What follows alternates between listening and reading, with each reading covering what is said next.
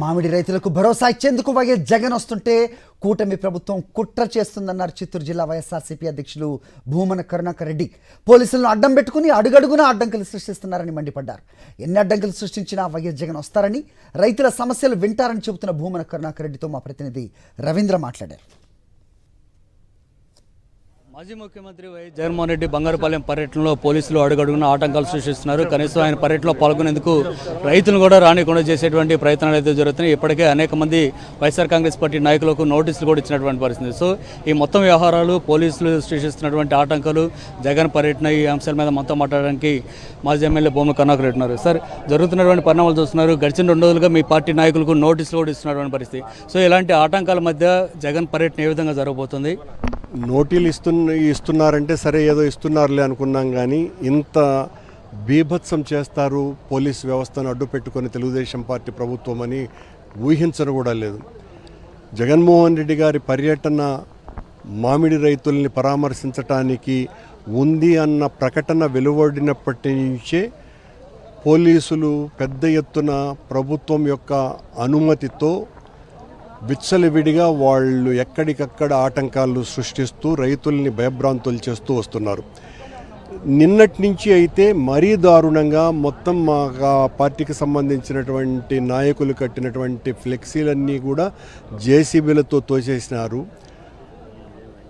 దారి పొడుగున అన్ని చోట్ల బ్యారికేడ్లు పెట్టి చివరకు ఆటోలని, ట్రాక్టర్లలోనూ, బస్సుల్లోనూ, బైకుల్లోనూ వస్తున్నటువంటి వాళ్ళు మామూలు ప్రయాణికులు, వాళ్ళు ఏదో వేరే పనులకు పోయే వాళ్ళని కూడా మీరు జగన్మోహన్ రెడ్డి దగ్గరికి పోతున్నారు అనేటువంటి నెపంతో వాళ్ళనందరినీ కూడా ఈ టోల్గేట్ల బయటనే ఆపేశారట.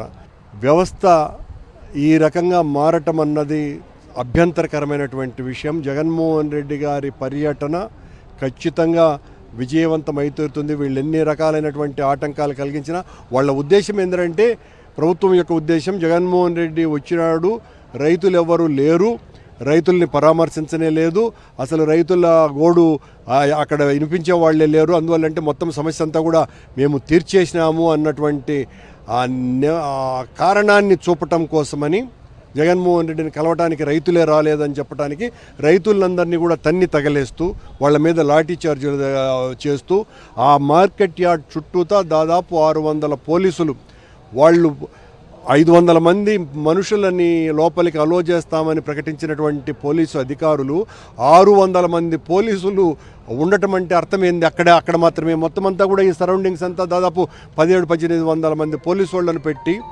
జనరల్గానే పోలీసు వాడిని చూస్తే ఏ సామాన్యుడికైనా కూడా భయం, అందులో రైతులు మరింత భయపడుతున్నారు. వాళ్ళ బాధ వినిపించడానికి వాళ్ళు సిద్ధంగా ఉన్నా వాళ్ళని జగన్మోహన్ రెడ్డి గారి దగ్గరికి వచ్చి మాట్లాడేటువంటి పరిస్థితి కల్పించకుండా చేయటం అన్నది ఈ ప్రభుత్వం చేస్తున్న దారుణమైనటువంటి చర్య. సో ఈ ఆటంకాలన్నీ అధిగమించి ఏ విధంగా పర్యటన విజయవంతం చేయబోతున్నారు? ఇది ప్రజాస్వామ్యం. ఈ ప్రజాస్వామ్యంలో ప్రతిపక్ష నాయకుడికి రైతుల్ని పరామర్శించేటువంటి హక్కు ఉంది. ప్రతిపక్ష నాయకుడికే కాదు, ఏ ఒక్కరికైనా కూడా ఉన్నది. కానీ జగన్మోహన్ రెడ్డి గారిని చూస్తే ఈ ప్రభుత్వానికి వెన్నులో భయం, వణుకు. కాబట్టి ఆయన పర్యటన విజయవంతం కాలేదు అని చెప్పడానికే ఈ మొత్తం కార్యక్రమం అంతా తెలుగుదేశం పార్టీ ప్రభుత్వం చంద్రబాబు గారి నేతృత్వంలో చేస్తున్నది. జగన్మోహన్ రెడ్డి గారు వస్తారు, ఖచ్చితంగా ఈ పర్యటన విజయవంతం అవుతుంది. రైతుల వ్యతలు వింటారు, రైతుల వ్యతలకు ఏం చెయ్యాలో పరిష్కారం కూడా ఆయన చెప్తారు.